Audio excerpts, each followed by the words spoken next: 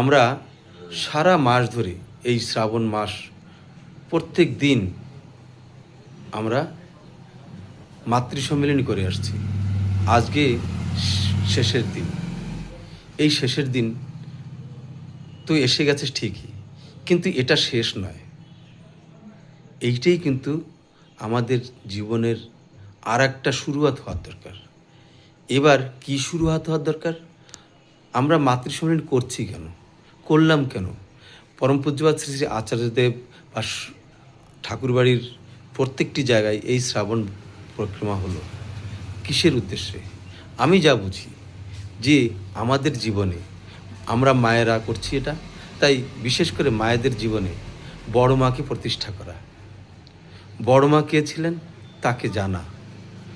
বড় মা কী কী বৈশিষ্ট্য ছিল, অর্থাৎ যা নারীর বৈশিষ্ট্য তাই বড় মায়ের ভিতর ছিল। তাহলে বড় মার ভিতরে যে গুণগুলি আছে, বড় মায়ের মাতৃত্ব, মাপন, বড় মাপন, বড় মাত্র, সেগুলিকে আমাদের জীবনে প্রতিষ্ঠা করা। বড় মাকে যদি আমরা প্রতিষ্ঠা করি, বড় মাকে প্রতিষ্ঠা করতে গেলে নিজের জীবনে প্রথমে কি দরকার? দরকার হচ্ছে ঠাকুরকে জানা। কেন? কেননা ঠাকুরমুখী হয়ে থাকতেন সবসময় বড় মা। বড় মা ঠাকুর ছাড়া কিছু জানতেন না। ঠাকুরের যদি একটু আস্তে একটু খুকুক করতো তবুও সেটা বড় মা বুঝতে পারতেন, কিন্তু বড় মাকে কিন্তু কেউ দেখতে পারতেন না। বড় মা অন্তরালে কোথায় থাকতেন সে তিনিই জানতেন, কিন্তু ঠাকুর যদি একটু ধীরে খাসি দিত অমনি বড় মা তার উপচার বানিয়ে নিয়ে এসে ঠাকুরের সামনে দাঁড়াতেন। ঠাকুর ছাড়া বড় মা কিছু জানতেন না। তাই বড় মাকে খুশি করতে হলে, বড় মাকে নিজের জীবনে প্রতিষ্ঠা করতে হলে চাই বড় মার জীবনী, বড় মার আচার ব্যবহার, কথাবার্তা, সাধনা, সব কিছুকে নিজের জীবনে আয়ত্ত করা। এবার কথা হচ্ছে কি, পরম পূজ্যপাদ শ্রী শ্রী আচার্যদেব বলেন এই কথাটা প্রায়, যার অর্থ আমি যা বুঝেছি, যে বড় মাকে যদি খুশি করতে চাও, বড় মা খুশি হন কিসে? যে ঠাকুরকে খুশি করেন। ঠাকুরকে যে মাথায় করে নিয়ে চলে, ঠাকুরের খুশি যার একমাত্র উদ্দেশ্য, যার জীবনের উদ্দেশ্য, তাকে বড় মা ভালোবাসেন। আমরা এখানে কেউ নিজেকে প্রতিষ্ঠা করতে আসিনি। আমরা কেউ এই মাতৃ সম্মিলনীতে আসছি কেউ নিজেকে প্রতিষ্ঠা করবার জন্য আসিনি। আমরা সকলেই বড় মাকে ধরে ঠাকুরকে নিজের জীবনে প্রতিষ্ঠা করতে এসেছি। আবার এই কথাটা উল্টিয়েও বলা যেতে পারে যে ঠাকুরকে ধরে বড় মাকে, এই নারী জীবন আমাদের যদি আমাদের জীবনে প্রতিষ্ঠা করতে পারি, তাহলে এই নারী জীবন সার্থক। এবার বড় মার জীবনীতে যদি আমরা যাই, দেখা যায় কি বড় মা যে ঠাকুরের স্ত্রী, ঠাকুর পরিবারের একজন, তার মানে এও দেখা যায় না যে ঠাকুর বাড়ির সবাই এক প্রকারের ছিলেন। কেউ কুটও ছিলেন, কেউ ভালোও ছিলেন, ভালো মন্দ নিয়েই সংসার। তার আশপাশ পড়োশি যে সবাই ভালো ছিল তা তো আর ছিল না। তাই বড় মাকেও শ্বশুরবাড়ির লাঞ্ছনা গঞ্জনা অনেক কিছুই পেতে হয়েছে। কিন্তু সেই সব স্থানে তিনি কিভাবে নিজেকে পরিচালিত করেছেন, এটাই হচ্ছে আমাদের আদর্শ। সেটাই আমাদের দেখার প্রয়োজন, যে তিনি কিভাবে দিদি শাশুড়ের লাঞ্ছনা গঞ্জনা, ঠাকুরের অপ্রত্যাশিত আদেশ পালন করা। আমরা সবাই প্রায় জানি ঠাকুরের উরুতে একটা ফোড়া হয়েছিল। সেই ফোড়াটা অপারেশন করার জন্য ডাক্তার এসেছেন। ডাক্তার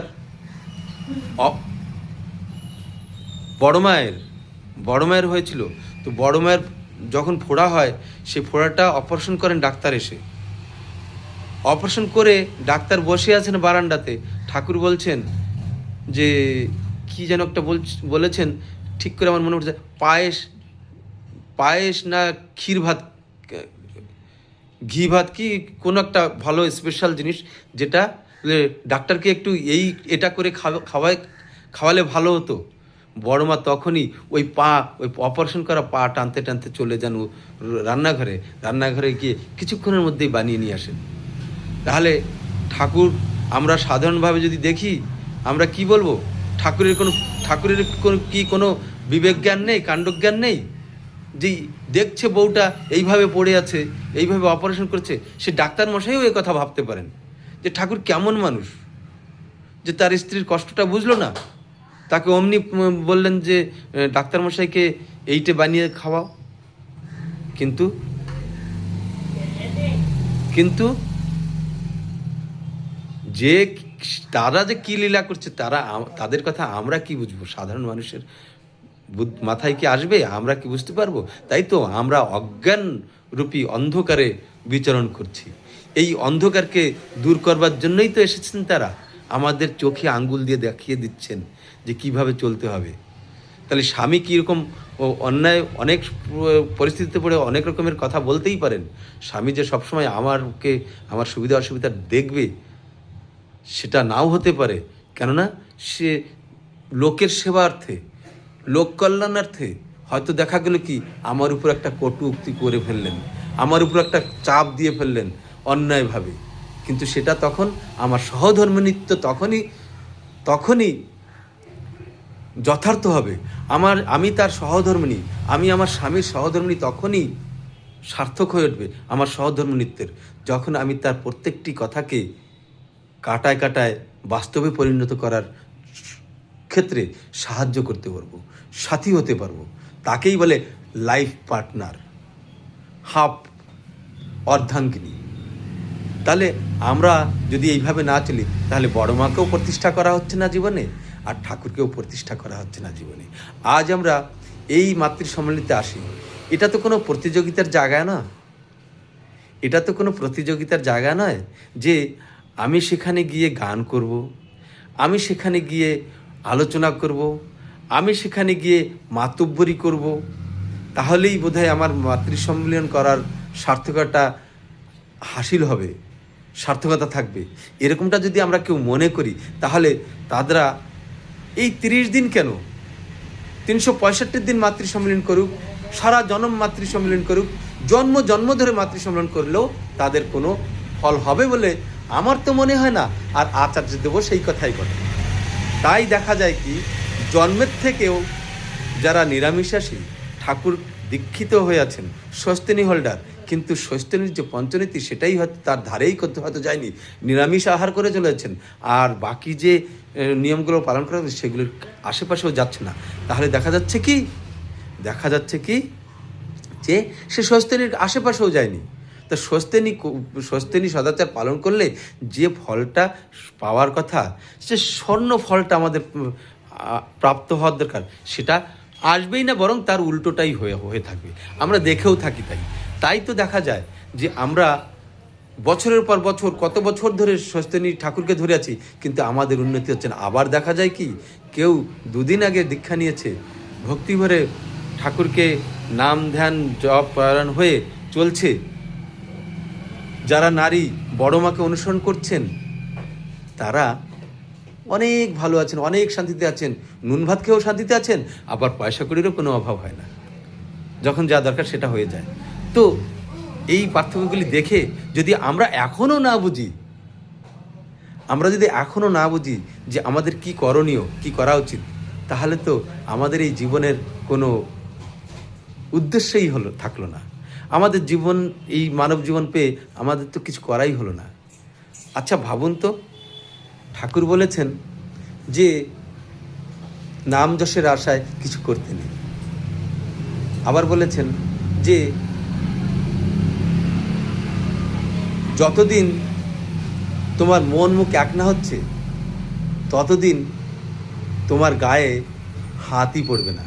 মানে ঠাকুরের বলা আছে না একটা কথা, সবাই জানে কি, মন মুখ এক হলে আর ভিতরে গলদ জমতে পারে না, গুপ্ত আবর্জনা ভাষায় ভেসে উঠে পড়ে, পাপ গিয়ে তার ভিতর ভাষা বাঁধতে পারে না। আর যতদিন পর্যন্ত আমি আমার ঠাকুরকে, আদর্শকে ধরে আমার বৃত্তি প্রবৃত্তিগুলির উপরে চাপ সৃষ্টি না করছি, নিয়ন্ত্রণ করার চেষ্টা না করছি, ততদিন পর্যন্ত ঠাকুর বলেছেন একটি জায়গায় যে ততদিন পর্যন্ত তোমার গায়ে মলিনতার গায়ে হাতই পড়বে না, তোমার মলিনতার গায়ে হাতই পড়বে না। এই কথাটি আছে সত্যানুসরণে। পুরোটুকু আমি বললাম না, মানে আমি যেটা বুঝেছি সেটাই বললাম।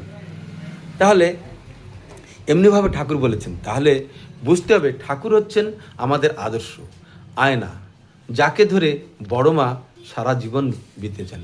আর যার দরুন ঠাকুর তার সেবা শুশ্রূষায় নিজে বলেছেন যে আমি যদি নারী হয়ে জন্ম হতাম তাহলে বড় মাই হতাম, বড় মার মতনই হতাম। আর একথাও বলেছেন যে তুমি যদি না থাকতে, উদাহরণটা দিতে পারো, তুমি উদাহরণ হিসেবে নিতে পারো যে একবার বড়মা দুপুরে ঠাকুরের খাওয়া দাওয়া হয়ে গেছেন, হয়ে যাওয়ার পরে বড়মা গিয়ে ঘরে বসে কিছু করছেন। হঠাৎ ঠাকুর খাওয়া দাওয়া সেরে কোথাও একটু কাজ সেরে বড় মায়ের ঘরে ঢুকলেন, ঢুকে দেখেন বড়মা কি যেন করছেন। তখন বলছে তুমি কি করছো?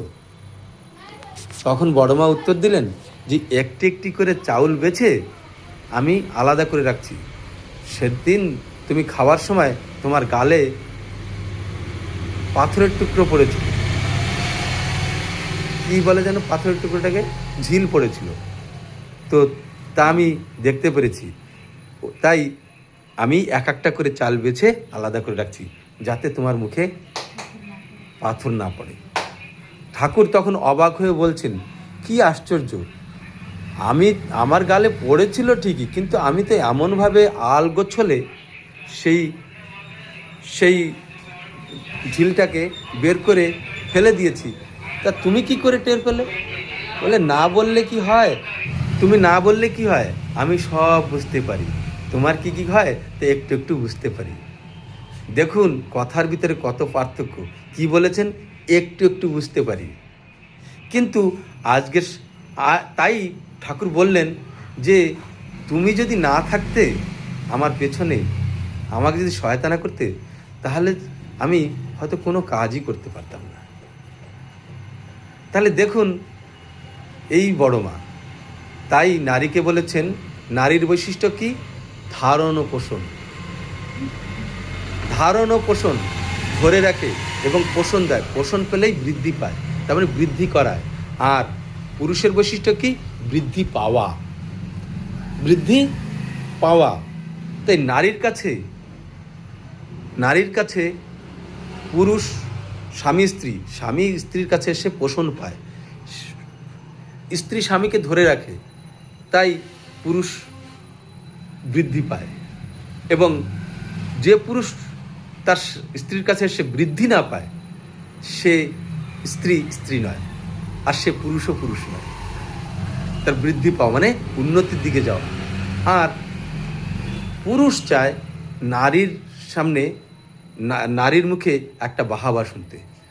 যেমন মা ছেলেকে যদি বলে বাহ খুব সুন্দর হয়েছে, তো ধন্যী ছেলে, এইটুক শুনে কিন্তু সে ছেলেরা আবার দৌড়ে বাইরে যায় আর সারা দুনিয়ায় কত কি কাজ করে শুধুমাত্র একটু মার মুখে বাহাবা পাওয়ার জন্য। ঠিক অমনি পুরুষও স্ত্রীর কাছে তার জয়ের মুকুটমালা নিয়ে এসে দাঁড়াতে চায়, আর স্ত্রীও চায় তাই, যে আমার ধারণ পোষণের দ্বারা সে উন্নতি লাভ করে এসে আমার সামনে জয়ের মালা। সেইখানেই স্ত্রী তার নিজেকে গর্বিত মনে করে যে না, আমার স্বামী সেবা করে শুশ্রূষা করে। কি নারীর বৈশিষ্ট্য কি? নারীর বৈশিষ্ট্য কি? নিষ্ঠা, ধর্ম, সেবা, সংরক্ষণ, সাহায্য, শুশ্রূষা, প্রেরণা আর প্রজনন, সুপ্রজনন। তাহলে এই যে কতগুলি আছে, এইগুলি হচ্ছে নারীর বৈশিষ্ট্য। তাহলে দেখুন এইগুলি নিয়ে এইগুলির যখন নাই যে নারীর মধ্যে, তাদের নারীত্ব কোথায় ধন্য হতে পারে, কি সার্থক হতে পারে? তাই বড় মার মধ্যে এই সবগুলি 100% ভরে আছে। তাই বড় মাকে অনুসরণ করে আমাদের স্বামী যারা আছে, স্বামী দেবতা, স্বামীকে যদি দেবতা মনে না করতে পারি, তাহলে দেবতাগণে যদি তার সেবা না করতে পারি, তাহলে আমাদের জীবন ব্যর্থ। আমি যদি বলি আমি সীতা আর আমার স্বামীর রামই হতে হবে, এমন কোনো কথা নাই। তার অনেক প্রমাণ আছে। প্রহ্লাদের মা কি নাম ছিল? যা একটা হিরণ্যকশ্যপের স্ত্রী। হিরণ্যকশ্যপ রাক্ষস ছিল, কত অত্যাচারই না করেছিল। তার ছেলেকে কত মারধর করছে, কখনো সমুদ্রে পাথর বেঁধে ফেলে দিচ্ছে, কখনো আগুনে পুড়িয়ে মারার চেষ্টা করছে, কখনো হাতির পায়ের তলে ফেলে মারতে চাইছে। কিন্তু তবুও সে তার স্বামীর কাছে রিকোয়েস্ট করেছে, প্রার্থনা করেছে, কিন্তু প্রতিবাদ করেনি। তাই তার ছেলেটা এত সুন্দর ছিল। এই হচ্ছে নারীর ধর্ম, একটা উদাহরণ, ছোট একটা উদাহরণ। তো আমরা যদি এইসব ক্ষেত্রে এরকম হই, আজকে দেখা যায় কি যে স্বামী যদি ছেলেকে একটা কটু কথা বলে, রাগ করে, বা কোনো একটা অন্যায় দেখে কোনো কিছু ঠাবে কি বুঝে কি করছেন সেটা তো আর আমরা জানি না। ঠাকুরের দূরদৃষ্টিতা, স্বামীর দূরদৃষ্টিতা কতখানি, সে ভবিষ্যতের কথা কতখানি চিন্তা করছে, তার সূক্ষ্ম চিন্তায় কী আসছে সেটা তো আর আমি জানি না। আমরা তো থাকি শুধু সবসময়, আমরা চঞ্চল, নারী হচ্ছে চঞ্চল প্রকৃতি, সবসময় কাজের মধ্যে থাকে। তাহলে আমরা অত সূক্ষ্ম চিন্তা করতে পারি। তাহলে স্বামী কী চিন্তা করে ছেলেটাকে শাসন করছে, মারতে যাচ্ছে, সেটা আমরা দেখি না। আমরা গিয়ে অমনি, কি তুমি ছেলেটাকে মারলে কেন, তুমি ছেলেটাকে মারতে গেলে কেন, হ্যাঁ ও ছোট ছেলে, ও কি বোঝে, এই হয়ে গেল প্রতিরোধ, বিবাদ। তাহলে এখান থেকে কি শিখছে বাচ্চারা? ও কি ভুল করেছে, ওকে তো বুঝিয়ে বলতে পারতে। এমন কিছু কত কিছুই না বলে ফেলি। কেন বলি? এই যে বলাটা হলো, এটা কে দেখলো? আমরা ছেলেটাই দেখলো। তাহলে ছেলেটা কি শিখলো? ছেলেটা শিখলো যে মা বাবার সঙ্গে কেমন ব্যবহার করলো। আমি কিছু অন্যায় করেছি, ছেলেটা তো জানে, হয়তো মুচকি মুচকি হাসতেছেও পিছনে, যাক আমি এবারে মায়ের জন্য রক্ষা পেয়ে গেলাম, বেশ তো, আমি এরকম করলে মা এসে আমাকে রক্ষা করবে। তাহলে ও আরও উস্কানি পেয়ে গেল সেইভাবে কাজ করার জন্য।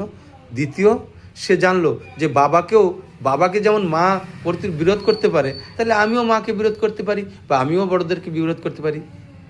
এই যে সংক্রামক রোগ লেগে গেল, করোনার থেকে বড় ডেঞ্জারাস জিনিস আমার বংশ নিপাতে যাওয়ার।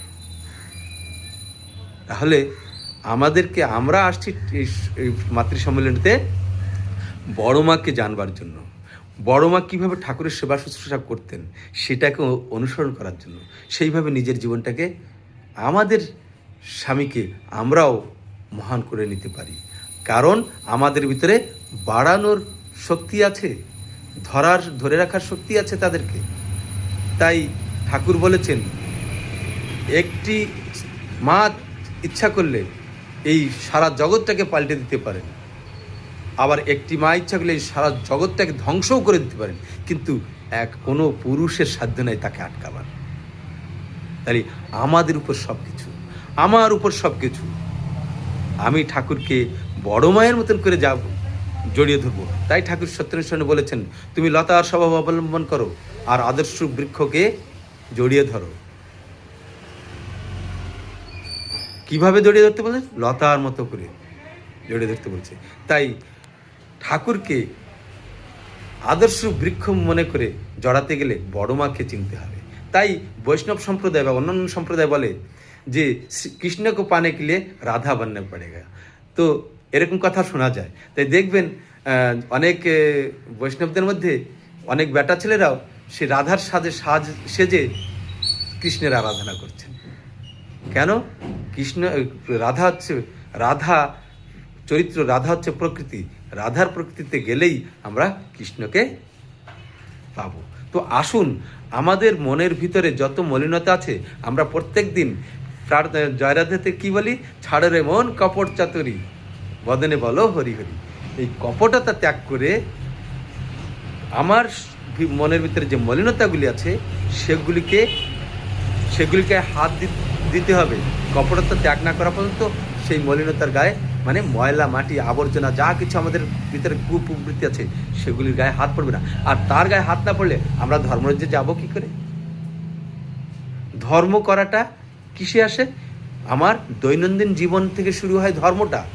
প্রতিদিনের দৈনন্দিন কার্যের ভিতর থেকেই আমার আমার ধর্ম শুরু হয় স্বামী সেবা থেকে শুরু করে, সকালে ওঠার থেকে শুরু করে রাত্রে শোয়া পর্যন্ত, আবার ওঠা, এর ভিতরেই ধর্ম। তাহলে আমি যদি এই ধর্মটাকে পালন করতে চাই, তাহলে আমার ভিতরে দুর্বলতা থাকলে তো আমি ধর্ম পালন করতে পারবো না। দুর্বলতা যদি থাকে, আমি রাত্রে যদি ভাবি যে সকালে উঠতে পারবো না, কি পারবো তো, এই সন্দেহ আসলো, মানে কি দুর্বলতা ঢুকে গেল, তাহলে আমি সকালে উঠতে পারবো কি করে? আমি তো নিজেকেই আগে দুর্বলতার হাতে নিজেকে সারেন্ডার সমর্পণ করে দিয়েছি, তাহলে আমি ভোরে উঠতে পারবো কি করে? ঠিক তেমনিভাবে আমি ঠিকভাবে ঠাকুর যেভাবে বলেছেন, ঠাকুরকে ধরা মানে ঠাকুরের প্রদর্শিত পথটাকে ধরা, জীবনশৈলীকে ধরা, আমি সেইভাবে পরিচালিত করব। তাহলে দুর্বলতা থাকলে হবে না। তাই আচার্যদেব বলেছেন, কায়রোকে লিয়ে এ দুনিয়া নেই, দুর্বলদের জন্য এ দুনিয়া নয়। মানে ঠাকুর যা বলেছেন সেটাই আচার্যদেব বলছেন, একই সুর, ধর্মরাজ্য এ দুনিয়া, অর্থাৎ এই ধর্মরাজ্যে ঢুকতে গেলে দুর্বলতা থাকলে কাজ হবে না। তাহলে আমাদেরকে সাহসী হতে হবে, বিপ্লবী হতে হবে, আর বিপ্লবী হতে গেলে নাম ধ্যান করতে হবে। এইভাবে আসুন আমরা সকলে মিলে একযোগে এগিয়ে চলি, ঠাকুরের পথে, ঠাকুরের জীবনশৈলীকে গ্রহণ করে নিজের জীবনকে ধন্য করি এবং আমার পরিবারকে ধন্য করি, আমার পরিবেশকে ধন্য করি।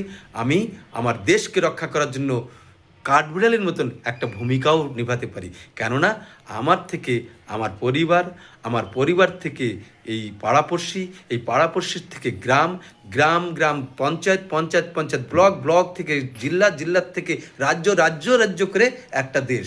তাহলে আমি এরকম করে আমার দেশটাকে পথে আনবার জন্য এইভাবে আমি কাঠবিড়ালের ভূমিকা পালন করতে পারি। আর ঠাকুর তার প্রথম উদাহরণ। আসুন সেই ঠাকুরকে বড়মা কিভাবে তার জীবনে আঁকড়ে নিয়ে চলেছেন, আমরা নারী পুরুষ সকলেই বড়মাকে অনুসরণ করে ঠাকুরকে খুশি করতে হলে বড়মাকে অনুসরণ করার দরকার আছে।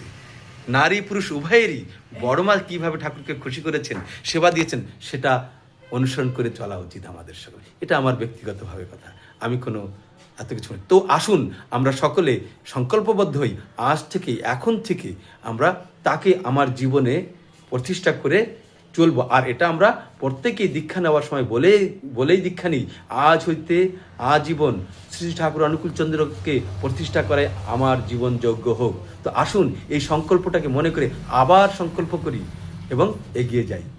সবাই ভালো থাকবেন। জয় গুরু, বন্দে পুরুষোত্তম।